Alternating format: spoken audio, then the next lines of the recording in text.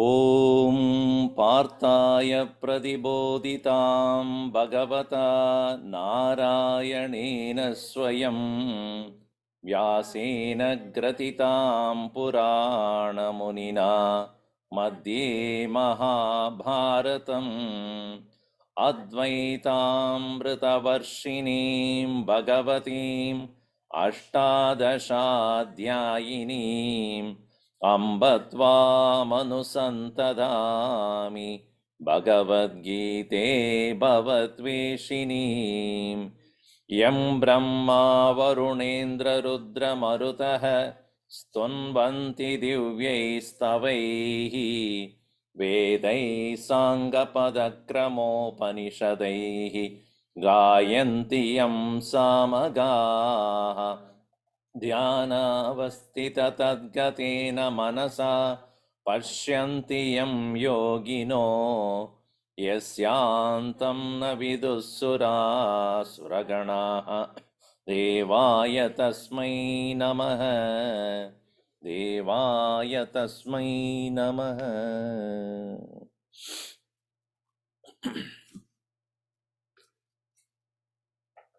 Chapter 14 comes after chapter 13.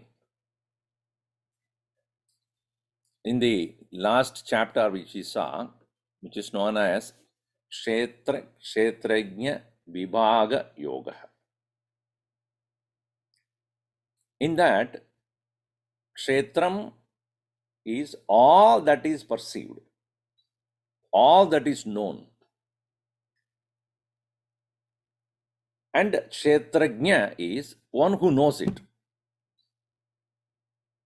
There should be a difference between these two. If I am seeing my computer is Kshetram. And who knows that there is computer? Me. So I am Kshetrajna. Jna when you add, Janati. Kshetram Janati Kshetrajna. And you are seeing a picture. So Patam Janati Patajna. Phone Janati di Phonajna.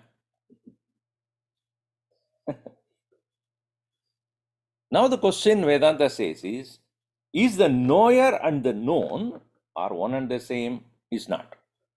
Correct? And all the changes that are taking place in the known is known by the knower. Think of it, of yourself. Close your eyes and nicely and softly and think of your cute face when you were 5-year-old. Right? 5-year-old, how was you? How were you? So cute. Now you are cute. Now, if you are able to remember, that means at that time also you knew yourself. Correct or not? At that time also, you are looking yourself in the mirror, and you know your face at that time. Otherwise, you would not know your face. You have seen in the mirror. And now also you look at the same mirror or some similar mirror, and you know your face has undergone so many changes. So at that time also you've seen, now also you saw, and now you are able to recall that face which you saw at that time. Which means the knower at that time and the knower at this time is the same.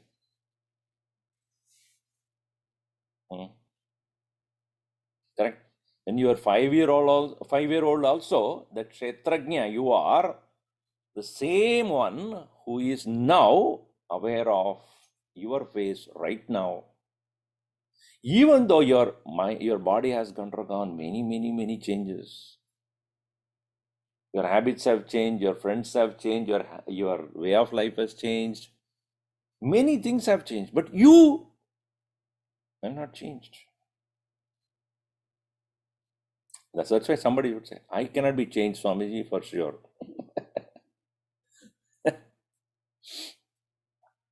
So I have not changed. Each one of us.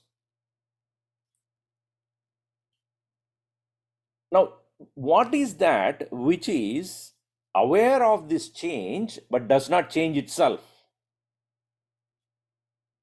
That is what is known as Atman. What is that because of which I am able to recall those changes? That is called Manaha.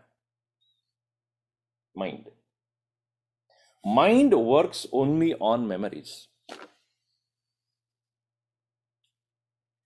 And that is the reason why when we like something or when we do not like something, all are recorded in the mind and recalled by the mind. One Mahatma very clearly said, if memory is not there, mind cannot be there.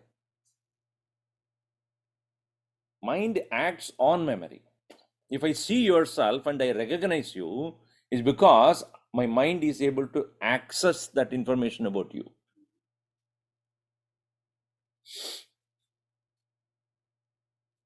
So when we know that mind is constantly in touch with memory, and because of that memory, it is able to ask for something, look for something, experience something, or discard something, reject something, ignore something, hate something.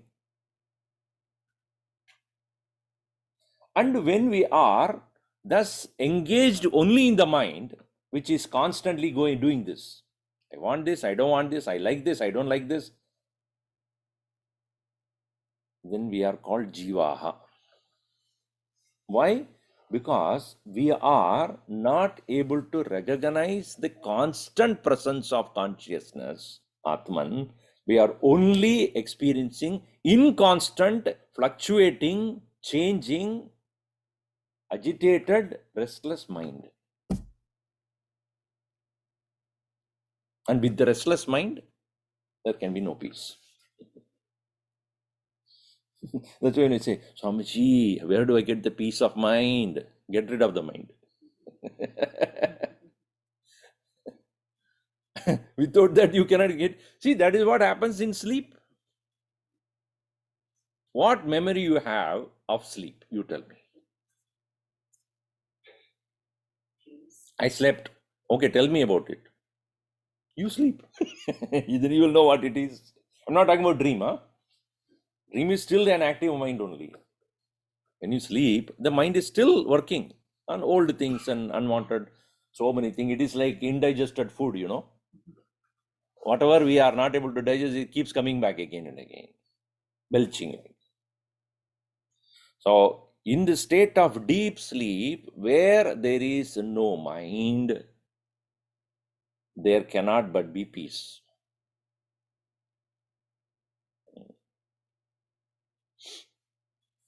That's why in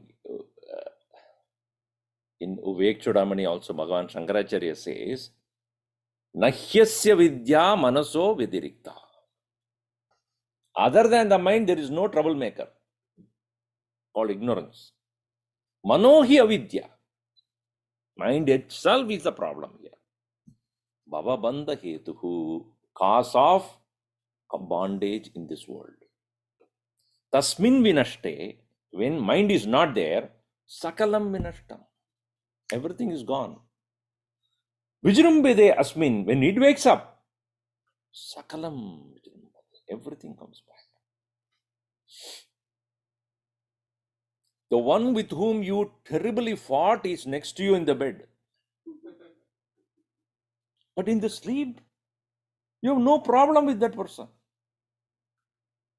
You know, in the train journey also, you'll find two of them very vigorously fighting with each other. And when they start sleeping, they will be on shoulder to shoulder.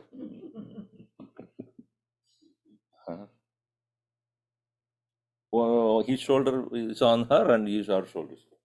And you wake up, again starts. What wakes up? Mind.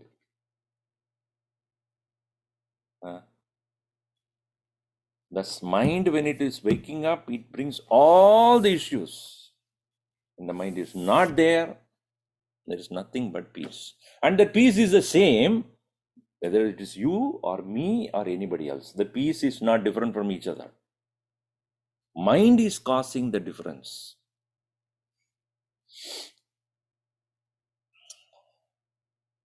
That is the subject matter in this chapter. Mind. Never mind. No, ever mind, not never mind. It is the mind is forever. You cannot say never mind. This mind is a really. Why Bhagavan Krishna waited all the while to come to this point? Already finished 13 chapters. Because he built up the momentum. Constantly he was building up the momentum until this point. To say, I will tell you the final problem that is here. It is the mind. And Gurudev has beautifully said, when he say mind, what we mean by that is thoughts. Thought includes feelings, emotions, memories, all this. It is not just a mere an idea, a concept, a notion. It includes all the emotions, all the feelings, all that we experience in the form of thoughts.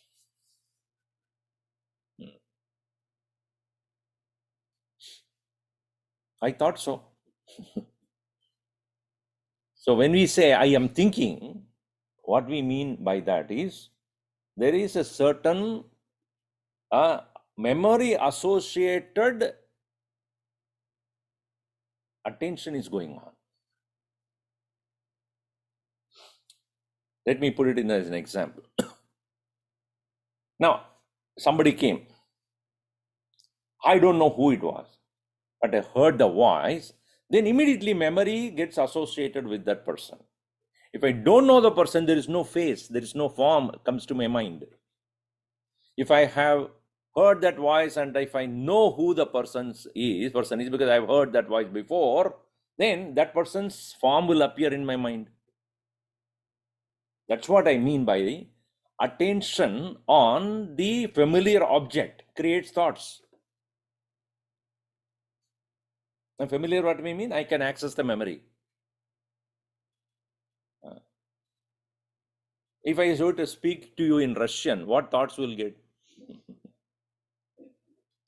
If I speak to you in the Russian language or in Japanese, konnichiwa, what do you understand? Anybody knows Japanese here? What does that mean? Konnichiwa means. Wishes for the day. See, he knows. So he knows. So others are only looking blank. Because you can't access a memory. What does that mean? Konnichiwa means bend down and come in Tamil.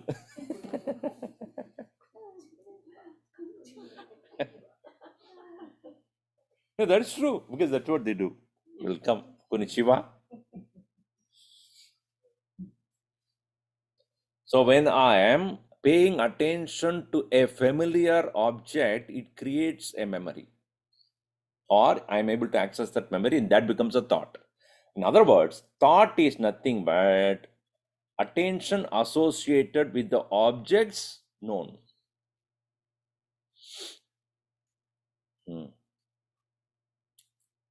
Now, if I am meeting a person for the first time, there is no memory of that person.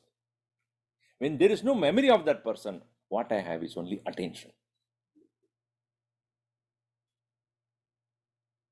There cannot be any relevant thought will arise in my mind unless I say, this person looks like somebody else whom I know. Or by the very look of the person, I don't like that person. Because he reminds my brother-in-law. So. Something like that. When I see a person or a thing where there is no memory associated with that, what remains there only is attention. That is why in the Upanishad, Brahman is not given any form. Because the moment you put the form, there will be thought, not attention.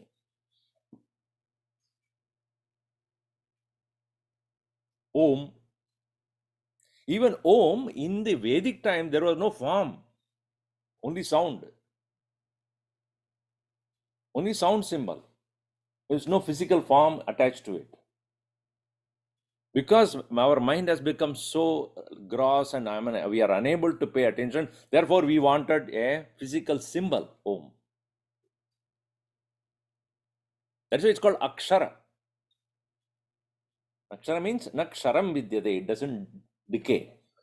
It doesn't change. Om iti edad aksharam sreshtam. Coming back to our point here, so the mind, which is none other than thoughts, feelings, emotions, memories, and the mind occupies us all the time. The moment you wake up, in other words, when you wake up, mind is already there.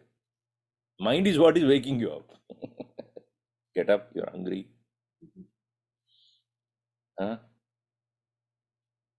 You might have had up to this much you ate before you went to bed. Dinner time. Completely.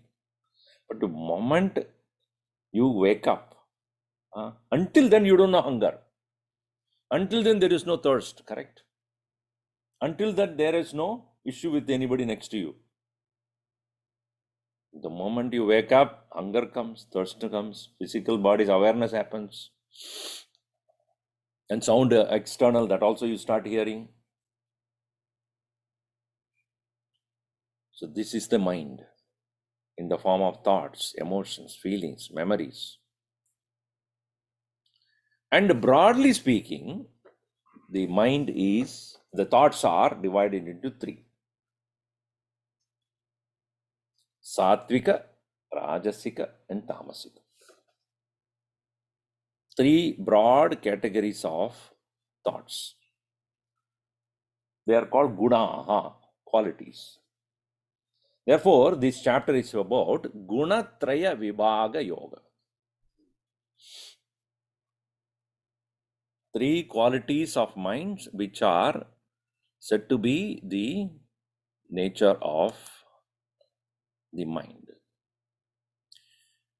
Now we will get into the subject matter now, slowly.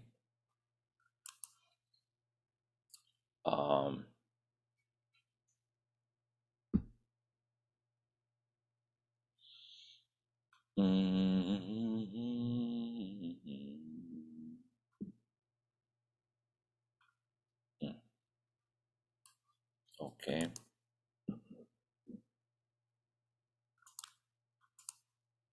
I will start the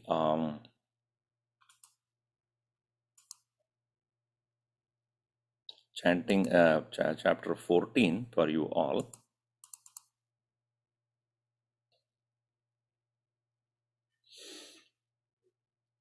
Okay.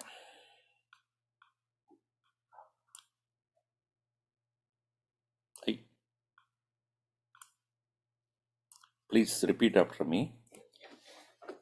Atha Chadurdashodhyayah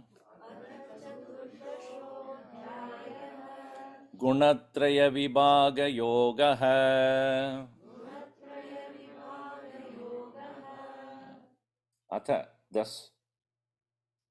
Atha means in Sanskrit, thus. No, you wonder if it's, you start a conversation to somebody. Thus, therefore, you cannot start a conversation like that unless you say that, okay, we fought yesterday, now the continuation of that today. So when Bhagavan says Atha, meaning I have completed telling you in the previous chapter about the distinction between the knower and the known. The consciousness, the knower, and the known, everything else. But the connection between the knower and the known takes place because of the mind. As I said, in the state of deep sleep, we are all pure consciousness only, with no intervention of the mind. But the moment you wake up to become aware of anything other than you,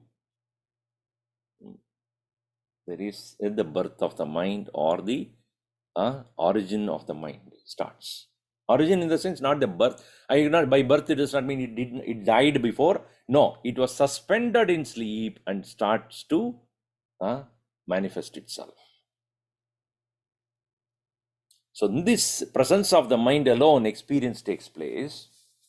Therefore, let me talk to you about the mind. And this mind, as we see, are having three different distinct qualities. Guna Traya, Vibhaga, the distinction should be known. So continuing here, the first chapter, first verse, Bhagavan begins with saying, okay, this is funny.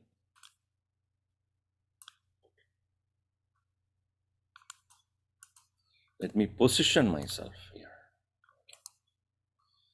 Shri Bhagavan Uvacha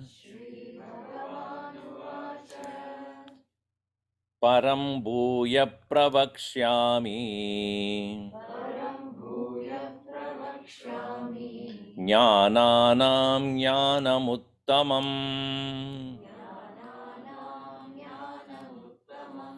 Yajñātva Munayas Sarve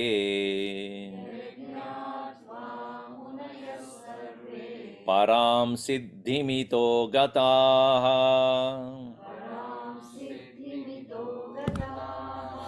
Sri Bhagavan Uvacha Param Bhuya Pravakshyami Jnananam Jnanamuttamam Yajñātva Munayas Sarve Param Siddhimito Gataha. Uttamam Jnanam, Jnananam Uttamam Jnanam Bhuyaha Pravakshyami, and which is also Param, supreme. Among the knowledge, there is no plural called knowledges, okay? Among the knowledge, which is the best and supreme, again I am going to tell you, a teacher must have no tiredness in repeating himself, because the student is so stupid. You won't understand the first time, second time, third time. Tirelessly will repeat. Because it is not possible that all of them get it at the first time. The students are of a variety only. Not students are variety. Students' minds are variety. If the mind is alert, then only once is sufficient. If the mind is dull, 100 times also you have to tell the same thing. Not that Arjuna was dull or anything.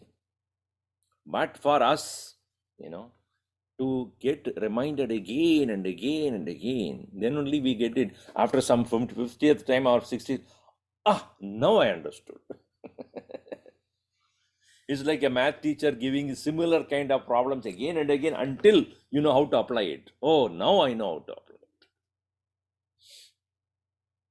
Param Bhuya Pravakshyami, I shall speak to you again about the Supreme Jnananam Jnanamuttamam, the best of the knowledge.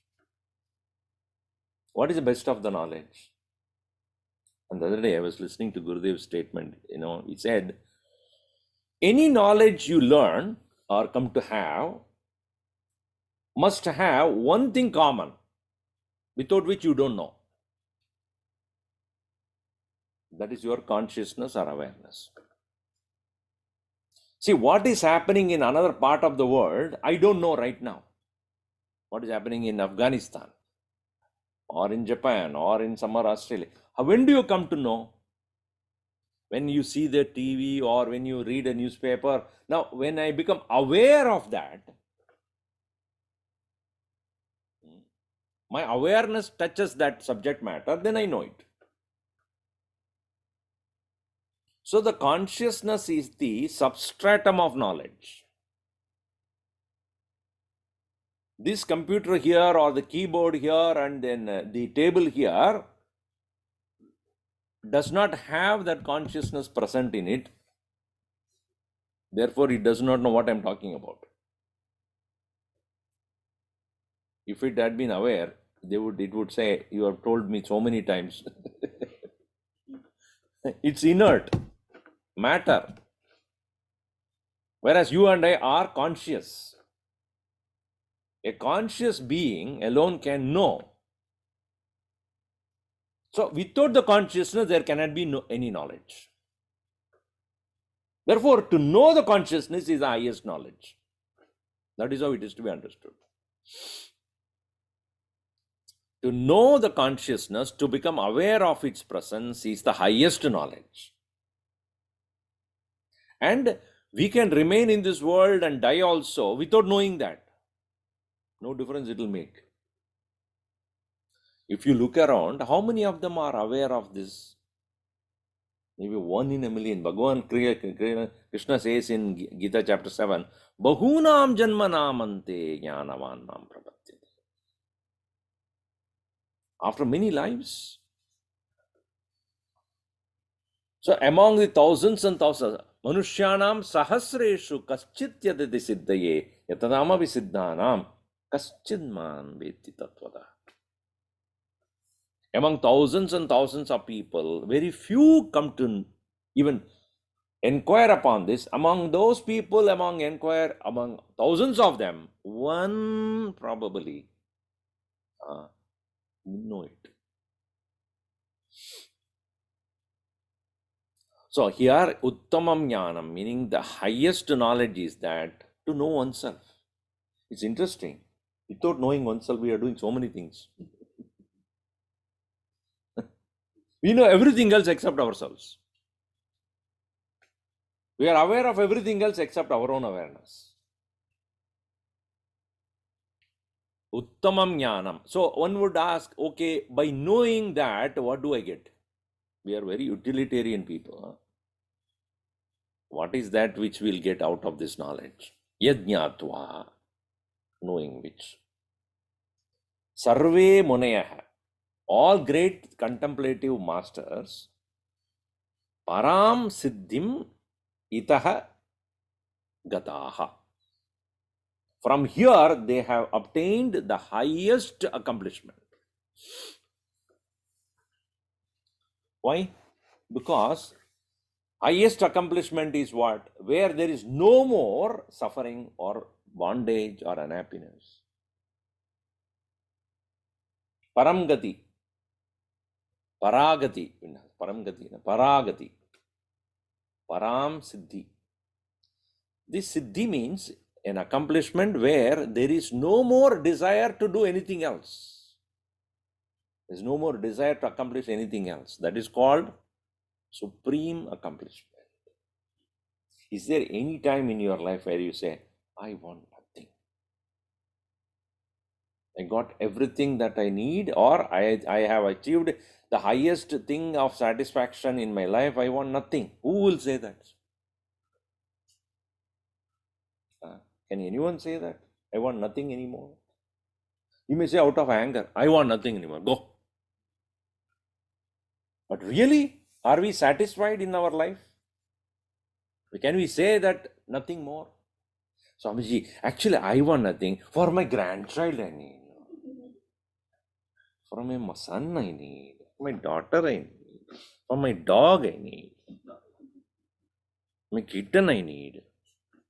Something. Always there is more. I want more.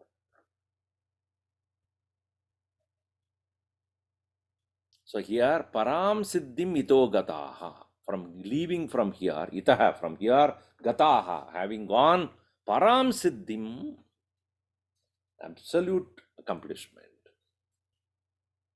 So in this verse, interestingly, the subject matter is given and the phalam also is given. What is the subject matter? The highest knowledge.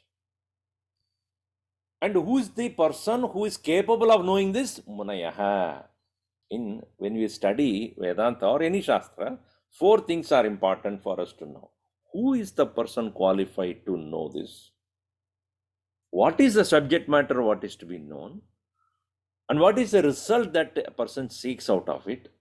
And what is the relationship between the one who wants to know and the result and the subject matter? Here, the adhikari is, the one who is ready to know is, who is he? Muni. Muni does not mean Jatadhari.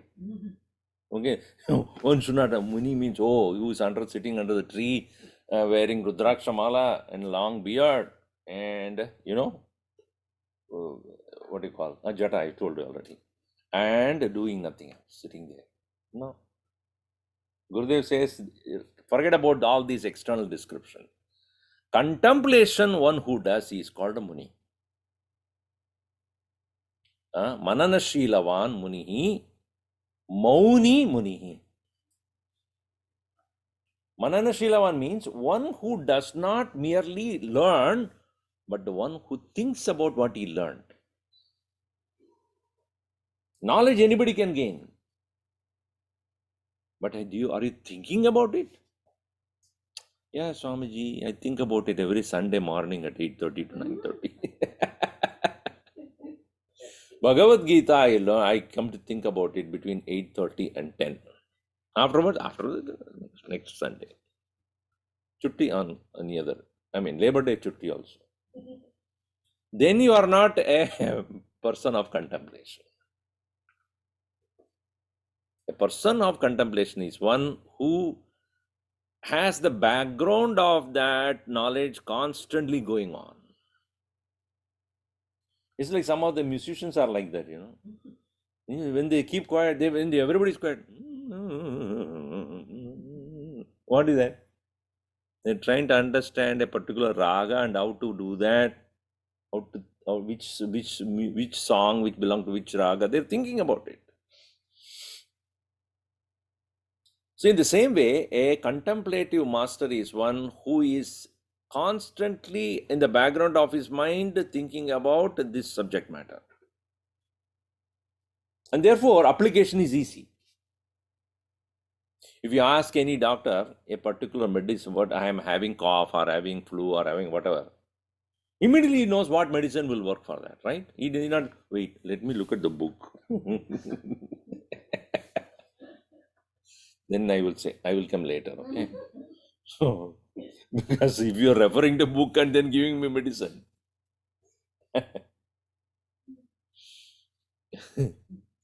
that means you have no experience.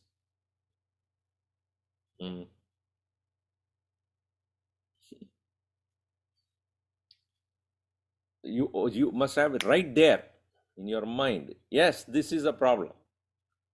One person went to a doctor and said, I have a cold, severe cold. What should I do? Don't do anything. In 7 days, it will go. No cold will remain for 1 week. You wait. No. I have to get rid of it right away. So do one thing. What? Go home. Take cold water from your fridge. Then go to the shower and have a cold shower. I will get pneumonia. And then you come back, I have medicine for that.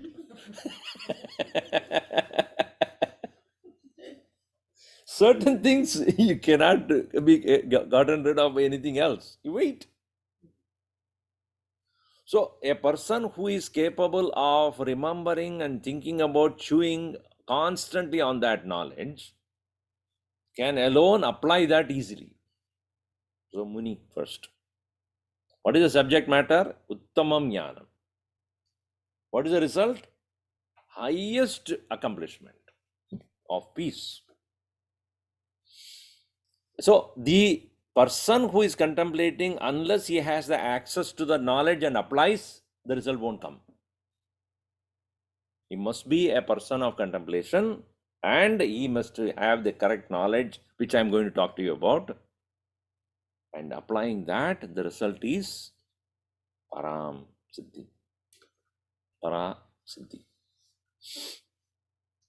Okay, built up is too high. Come on, tell me what it is. So here he says, verse number 2. Itam jnanam upashritya mama sadharmyamagataha sargepi nopi upajayante pralayena vyatanti cha idam jnanamupashritya mama sadharmyamagataha सर्गेऽपि नोपजायन्ते प्रलये न व्यतन्ति च.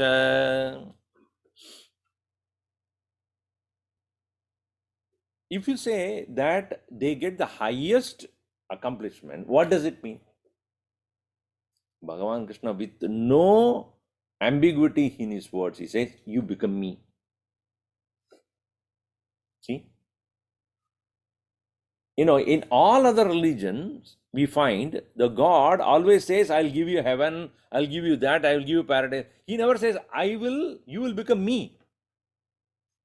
Only in Gita and the Upanishad, you will find that a person who reaches this kind of knowledge or perfection will become that. Smama sadharmyam. Dharma means nature. Sadharmya means my nature. I mean, the one with the nature. Mama sadharmyam. My nature he becomes. See, you take salt and put it in the water, then salt has become, or the water has become, that's salt's the sadharmyam. Okay, then it becomes salty water. You cannot distinguish water from salt anymore. Correct? Of course, you can go to the lab and heat it up and remove it. That's a different thing. Or put sugar there.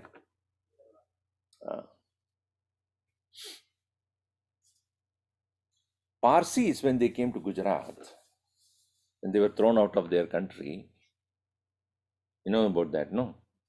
When they came to Gujarat, the king who was ruling at that time, he didn't want them because they are refugees, came from Persia.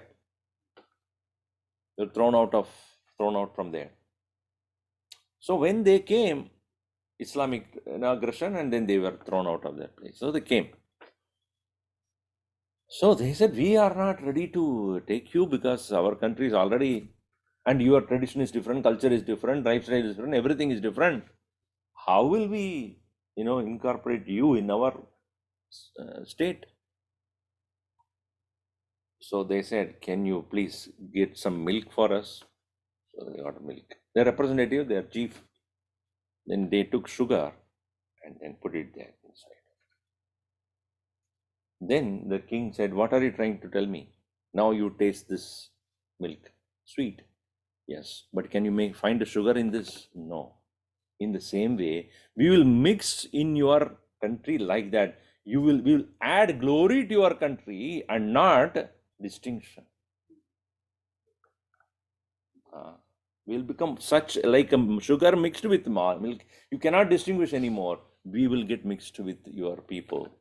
We will not, assert our entity. From then onward, Gujarati started using sugar in everything.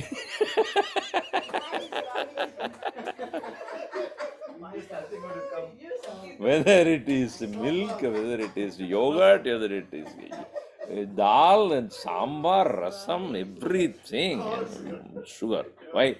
That's our tradition. Like Parsis did that.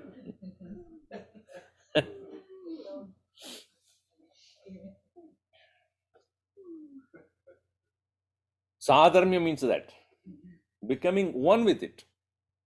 So Bhagavan says here, those who know, idam jnanam upashritya. Upashritya, having taken shelter in. Ashraya means take shelter. Ashritya, having taken shelter in this knowledge, those people, mama sadharnyam agataha. Those people who have become one with me, what does it mean, becoming one with God? They will be no more born at the time of creation. Sargepi na upajayante. Who is born again and again? Like our rebirth is because of what? Because we have something unfulfilled. Previous birth I am not fulfilled and I could not, I die. And those remaining things to be completed, next birth. And in the next birth also, we not only complete what we have not done in the previous, again add more to it. It's like a work you do, previous day I couldn't complete the work, okay, today I'll finish it. But you create new work for next day. Oh, I couldn't finish today. Again, next day, tomorrow. Again, more. Similarly, every birth, when we do not complete our task, next birth is waiting. Complete now. Bhagavan is very gracious. Come on, complete it now. While completing, we create new things. That's why it is constantly going on. The birth is constantly happening because of our incomplete karmas. But as he said earlier, Siddhi means complete. So therefore, those who have reached me have no more rebirths. Sarge, at the time of creation, na upajayante, they are not born again. There are two things that are happening in the world. Constant, there is Srishti and Pralaya. Pralaya means destruction. Whether human beings create the destruction or nature does that. Henry. It starts in the East Coast. Now it is coming all over the place and then doing some amount of destruction or not. Now, this is the physical, natural destruction. Now you see even this coronavirus. That is also a short pralaya is taking place. Hundreds and thousands of people dying. So pralaya can be a short pralaya like this due to natural disasters and other things, or there can be a total elimination of all living beings. Mahapralaya. But don't think that, okay, pralaya has come, now I will not come over anymore. No, no, no, no, no. You will come back again. Just like when you go to sleep tonight, won't you wake up tomorrow? If everybody tells you or somebody tells you, tomorrow you would not wake up, you will not go to sleep. So what do you mean? I have so many things to finish. And you are saying that you are not waking up? No way. Since we have so many desires still in our mind, when we are stopped, we get very agitated. Isn't that true? That's why people who have so many desires to complete and they are said that they cannot have any more, I mean, they are cancer or whatever, for God forbid. So when they are forced to die, are they happy about it? Oh, I have to die. I have so many things to do. That is called agitation. Here Krishna says, such people who have gained this knowledge, pralaye na vyadayanti. They will never get agitated to leave. In 11th chapter of Gita, Bhagavan Krishna very clearly shows, now you see, I'm showing myself in the Virata and see the nature of people. And those people who do not want to die, they are forced to go into the mouth of the Lord. And they fight, but they can't help it. They have to go. And those who are ready to go, all the rishis and munis, they are prostrating lovingly to the Lord, happily getting into their mouth. And that's what he would show. See the nature of people who are not ready to go, who are agitated, and those who are ready and those who are surrendered to me, how peacefully they are.